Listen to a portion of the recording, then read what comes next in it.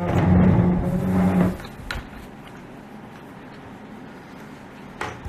you are. Hi everybody! Hello, hello!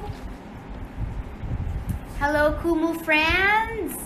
Hello everyone! Sa lahat po na nagjo-join sa atin ngayon sa live stream natin on Instagram and Kumu. So simul po tayo ngayon. So today, hi Mother Bibs! Ayan, hello Mother! Thank you for joining me!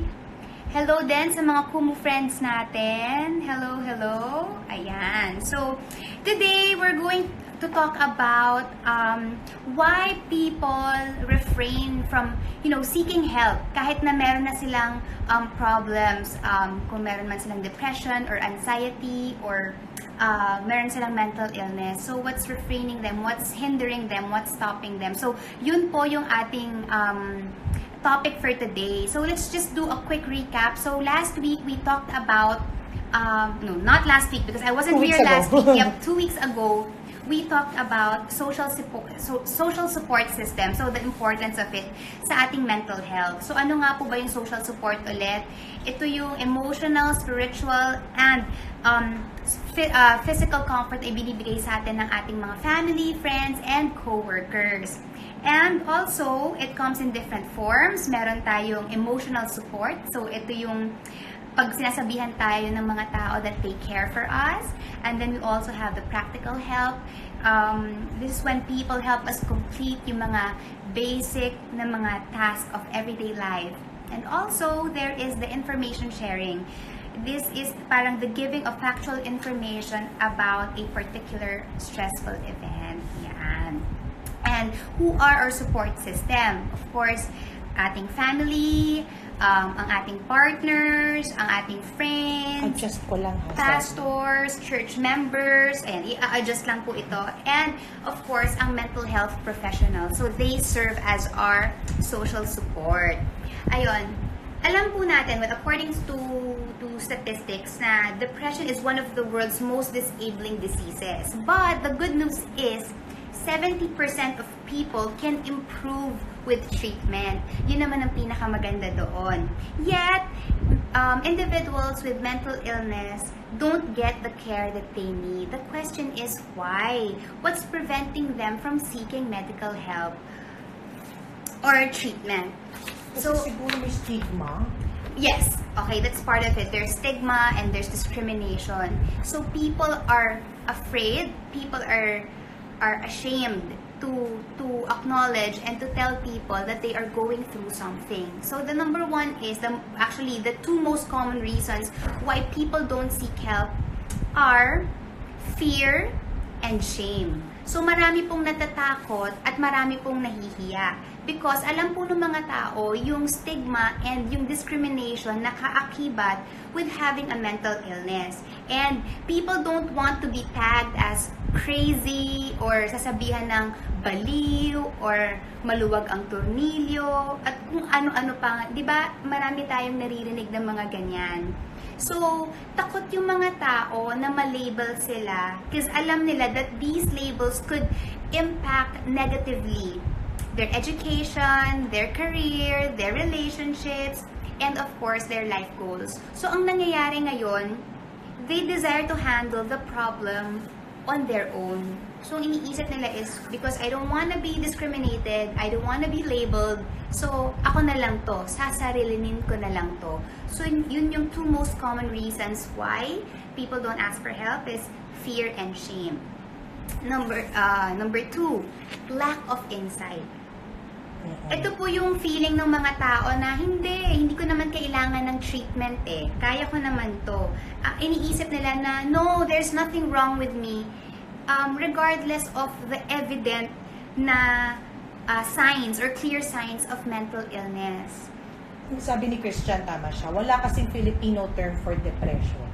Wala tayong Filipino word. Lungkot. Pero... because lungkot could be sadness or loneliness. But yeah, parang depression, we don't have a Filipino term for it. So, yun yung second. So, lack of insight. And then, number three, feelings of inadequacy. Yung yung paniniwala ng mga tao na they are a failure if they confess na there is something wrong with them. Yung kasi there are people na they want to be perceived as someone who is strong, someone who is always in control. So ngayon, asking for help for them is a sign of weakness. So, ang gusto nila mangyari now is just to handle things on their own. I just wanna tell people na parang for me, asking help is not a sign of weakness. Okay? Asking for help doesn't mean that you are weak. It only means that you are human. And I believe na all of us will go through a phase in our lives wherein we need to be carried by somebody else. Kasi sometimes may phase na tayo ang nagke-carry ng ibang tao sa mga problema nila or sa mga bit-bit nila sa buhay. But then there are times na we have to allow ourselves to be carried by other people. And that is not a sign of weakness. That is not something to be ashamed of. And that is not something na dapat ninyong ikatakot. That is something that you have to accept because we are humans. And as humans, talagang we reach a breaking point in our lives. Sometimes pag too much stress, sabihin natin sa school, sa workplace, relationships, o kung ano man. So, dumadaan talaga tayo dyan. Hindi tayo nabuhay sa mundong to na pre-promise na our lives will be stress-free. Okay. Stretch and besh. Oo. So, ayan. Hello sa ating mga viewers on IG and hello to our viewers on Kumu. Okay, the fourth reason why people don't seek help is that there is a lack of trust. People feel na pag may pinagsabihan sila, etong si person na pinagsabihan nila has a tendency na ichika na, hoy, alam nyo ba, si ganito, si person A may ganyan.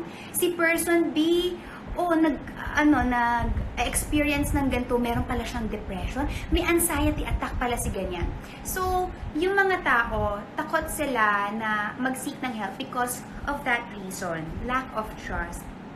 They don't want to trust people with their, with the information na meron sila because they fear that the information will not be kept confidential. Takot machismis. Takot machismis. Pero tulad nga ng sabi ko doon sa when we discussed about social support system, it's okay that magkaroon kayo ng mga kaunting tao sa buhay ninyo pero mapagkakatiwalaan. You don't need a lot of people to be there for you. Pero a few good ones will,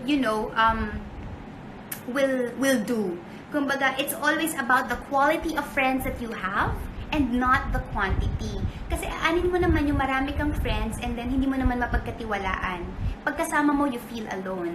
Mas gugustuhin ko na meron akong mangilan-ngilan lang sa kamay ko ng mga kaibigan ko pero alam kong mahal ako, susuportahan ako, at mapagkakatiwalaan ko. Yan. So, yun yung fourth reason why. Sagutin ko lang si Clark. May Okay. sinabi kasi si Clark dito na wala daw kasing support group sa Pilipinas. Walang mga support groups na tumutulong. Actually, meron. Mamaya Actually, sasabihin. meron po tayong mga support groups dito sa Philippines and also meron tayong mga hotlines na pwede mong tawagan kung nagkakaroon ka ng problema. Mamaya po ibibigay natin sa iyo yan. And I think when you say support groups, hindi lang naman siya limited sa isang institution. Pero your family can be your support group, your friends can be a support group, your co-workers can be a good support system. So, depende lang po yan. Basta wala lang si Christian doon sa support group. Ngayon, tsaka si Rain. Okay. Ang next po is hopelessness. Yan, hopelessness. Kasi when people feel na demoralized sila dun sa current status nila, they believe na things won't get better. Na nothing can be done to alleviate their suffering or their pain or their situation. I believe na yun din yung isa sa mga reasons kung bakit medyo, kumbaga, umiiwas yung mga tao to get help. Kasi isipin niya, wala namang magagawa tong taong to eh. Kumbaga, kahit nandiyan naman siya, I'd still feel the same. So, we are discussing this why. It's because, para po, for us to better understand why people parang sometimes sinasarili nila yung kanilang condition. Hindi para i-discriminate sila or stigmatize pa sila, pero para mas intindihin sila. So, we should also come from a place of love and care. Diba? So, iwas yung, ikaw naman kasi, ganto ganyan. Yun, ako, feeling ko yung isa pang reason why people don't want to share their condition, it's because of yung blame. Kasi na bang naglagay sa sitwasyon mong yan? Di ba sarili mo lang din? Because I interviewed a friend yesterday who confessed to me that she suffered anxiety and depression 2 years ago. And then I asked her, sabi ko, ano yung pumigil sa'yo from seeking help? And then she said, kasi friend, feeling ko sisisihin nila ako sa nangyari sa akin. Kumbaga, ito yung naging consequence ng actions ko. So, yun, blame din. So, pagka meron tayong friend na nag-go through a hard time, pakinggan na lang natin muna sila. And siguro darating din yung time to make them realize na maybe this is what caused this and that. Pero maging sensitive din tayo kung kailan natin sasabihin yung mga bagay-bagay. Timing is important. Okay. Ang next po is unavailability. So, ito naman yung a reason when somebody is ready to seek for treatment or seek help, pero they don't know how to find appropriate care. Or, ready na ako, but then, the services are unavailable. Okay, statistics tell us that the Philippines has only, ito po ang statistics, hindi po galing to lang sa akin, pero galing po ito sa isang pag-aaral na meron lang po tayong isang psychiatrist for every 250,000 mentally ill patients. 250,000 to 1? Yeah, to 1. Yun po yung ratio. Na ang ideal ratio po dapat is 1:50,000. Oh my God. Pero po, early in 2017, ito naman yung maganda. Sinabi naman ng Department of Health na nag-allocate sila ng 1 billion pesos na budget para po ma-upgrade and ma-develop yung mental health facilities po natin sa Philippines. So, yun naman yung sinabi nila. Christian, hindi naman sabay-sabay. Sabi kasi ni Christian, Susme, paano na yung line ng pasyente? Kung nagpipita ka nakapila? Ay, hindi naman po sabay-sabay na 250,000 pipila. Sometimes, yun Christian. Yun naman po yung ratio lang. And then, ang isa pa po sa nakita nating problema is most centers are situated sa NCR. So, paano po yung mga tao na meron pong problema na nasa rural areas? Diba?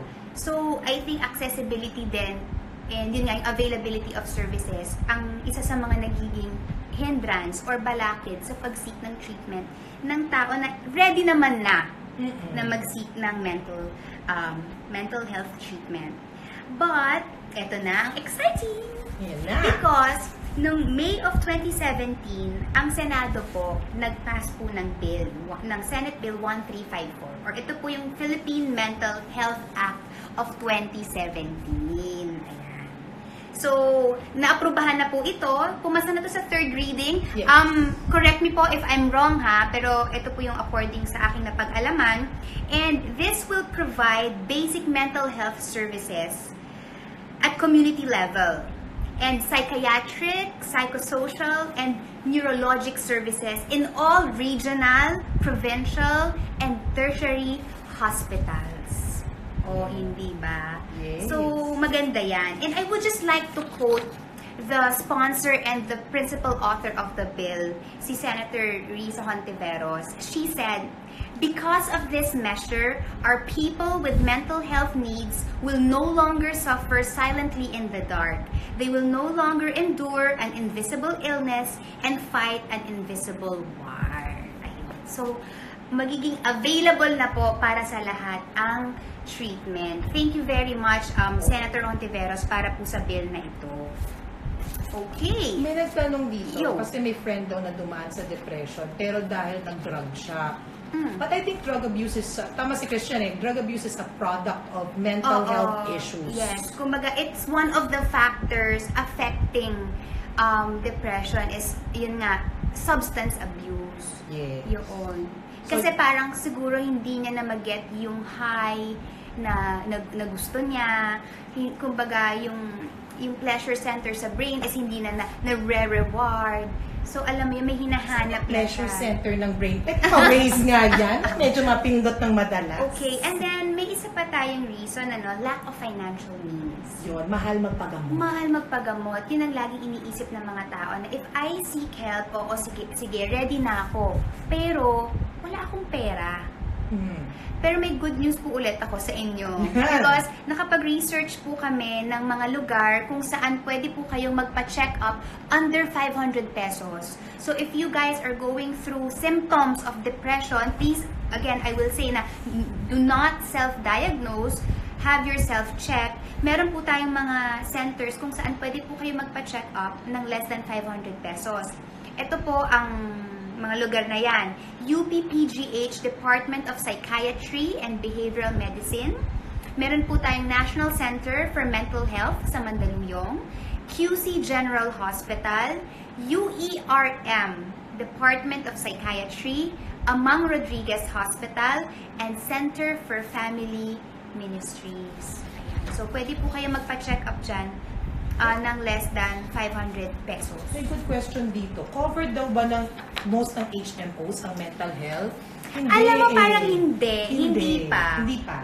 And I hope na sana, just like physical illnesses na na-experience natin, sana yung mga HMOs, i-include din yung mga mental illnesses once na-diagnose naman talaga yung patient na nagsasuffer siya from a mental disorder or a mental illness. Sana i-include na rin nila.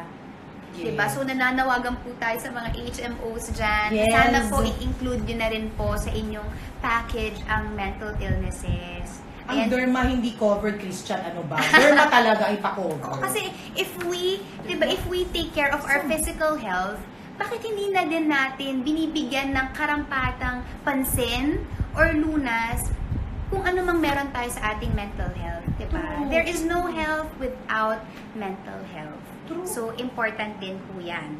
And of course, for those people who are in emotional crisis or in need of immediate assistance, meron din po tayong mga mental health hotlines na pwede po ninyong matawagan. Meron po akong nakita dito, Natasha Goldburn Foundation. So, ang number po nila is 804-HOPE. H-O-P-E. So, that's 804-4673. Meron po tayong Crisis Line Philippines. Living Free Foundation. For those in need of spiritual comfort and spiritual support also.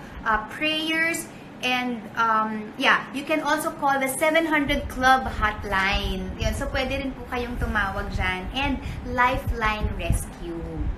Yun po. So, that's our, topic for today. So, why people, are refusing. Hindi naman siguro refusing, pero why they don't seek for treatment or help. So, yun nga po, to recap lang, because of fear and shame, feelings of inadequacy, lack of insight, unavailability, and also hopelessness, and lack of trust.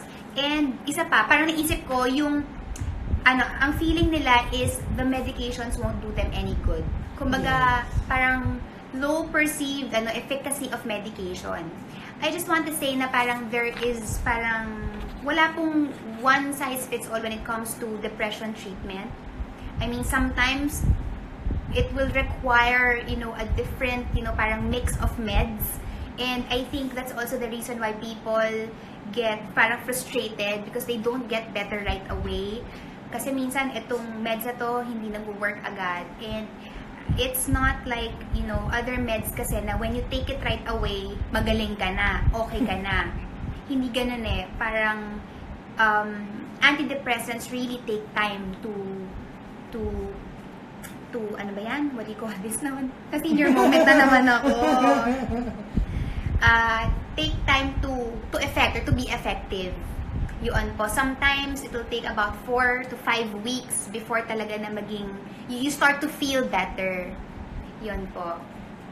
What about those people, kasi sabi, meron din nag-comment dito na Wait, I'll just have to because somebody said, stop advocating medications, focus on nutrition. You see, I'm not advocating and, pushing people to go to your doctor and have them prescribe you meds. What we're saying is parang we are giving reasons why people don't seek treatment. And of course, before you go to, personally, let's say a psychiatrist, go to a psychologist first and have yourself assessed, and then maybe the psychologist can say if you need meds. Because there are conditions po na madadala ng psychotherapy without meds. But there are conditions na kailangan po ng co-management between the psychologist and the psychiatrist. And of course, nutrition din naman is very important. Hindi naman natin sinasantabi yan. So, wag lang po tayo masyadong violent reactions. Thank you! And like you said, it's not one size fits all. Iba-iba yan. Per person, iba-iba yan. When I suffer through it, ang dami kong medication. Because I can't eat a lot of stuff. Allergic naman ako. So yung nutrition, it won't work with me. That's right. So may mga iba-iba talaga. And yun nga, we have to be careful also, yun nga, di ba mama, with what we eat. Because sometimes, parang yung mga kinakain natin can cause inflammation on a microscopic level, wherein irritated yung mga neurons natin. Sila yung nagtatransmit ng ating mga NTs or mga chemicals, mga neurotransmitters. So, pag irritated yun, they tend to release chemicals na nakaka-affect din sa ating mood. So, we have to be very careful with what we eat or what we put inside our bodies. Si Trisha Pabello may question, ano daw ang difference ng psychologist sa psychiatrist? Spelling ang difference nila. Ang psychiatrist kasi is a medical doctor. A psychologist is someone who does counseling and psychotherapy. But a psychiatrist can also do both. Pero si psychologist, hindi siya nakakapag-prescribe, but she can recommend. Okay. Pero normally, ang nangyayari din is yun nga, nagkakaroon ng co-management. Depending kung paano nila na-assess yung isang patient. Baka kasi kailangan lang psychotherapy, pwede na siya. Or counseling lang. Right. But if there are, parang medical issues like chemical imbalances, hormonal imbalances, neurological issues. Syempre, neurological issues, dinadala na po yan sa medical doctors sa psychiatrists. True. And, okay, ano ba? Ay, nako! So, I hope you guys learned something new today. Maraming salamat po for joining me. And before I end this live stream, hi Hannah! Congratulations! Sanang honeymoon! Uy, congrats! Okay. Alright. Okay, eto naman. Ay, meron tayong important announcement! Ayan na! Okay. Guys, okay. Hillsong United and Young and Free will do a collab on June 14, 15, and 16. Mangyayari po yan sa Smart Araneta Coliseum. Pero po, ang tickets for June 15 and 16, unfortunately sold out po. But, here's the good news. Nag-open po sila ng bagong day. So, June 14, open pa po. Meron pong mga tickets na available. You can call Becca Music at 910-5524 or visit beccamusic.com. Ayan, so Hillsong! Pumunta dito, I'm so excited! Ayan, and of course, eto na naman dahil we have a generous God at magiging channel lang po tayo ng generosity. We are giving away free tickets to the concert. Ayan, abangan nyo lang po sa aking post, sa aking IG Live, aking IG Stories, Twitter, and sinabi ko na IG post, kung paano po kayo mananalo ng tickets to the concert. Ayan, let's all worship the Lord together. Sobrang excited. And, ano pa ba? Okay. Yung mga nanalo po ng books, ayan, kasi baka akala nyo kinalimutan na po namin kayo. Ang ginawa po kasi namin ay ginather po muna namin lahat ng impormasyon ninyo para po sabay-sabay maipadala ang mga libro. Pero hindi po namin kayo nakakalimutan. Ipapadala po namin yan. Ay, naku, Rain. Ngayon ka lang jumoin. Talaga? Patapos na rin. Patapos na rin. Patapos na rin. Ikaw talaga hindi ka maasahan. Ayun. So there, guys, thank you so much for... Ay, ilan daw yung mabibigyan ng free tickets? Alamin nyo na lang sa IG post. Oo, makikita niyo po yan. Surprise yan. Pero, I'm so happy to be, a channel of blessing na, diba, parang ang sarap lang na, okay, I just wanted to share na parang, parang just to be in the presence of God and begin to worship Him, and parang this is the only time when we worship Him that we can actually give back to Him, diba? Kasi parang He's been giving us so much already, and parang yung pag-adore natin, pag-praise natin, at pag-worship sa Kanya, ito naman yung time for us to just give back, diba? Parang yung hearts natin talagang i-focus lang natin kay Lord. Yun. So, sobrang excited ako dyan. So, abangan ninyo yung ating giveaways na yan. So, guys, thank you so much for joining us today. And, next week, so that actually ends our mental health topic. We'll see next week kung ano magiging topic natin. So, abangan na lang ulit natin yan. Thank you, guys. And I hope you guys have a wonderful evening. God bless you all. God loves you. And thank you for the love and support. Mama! Bye-bye!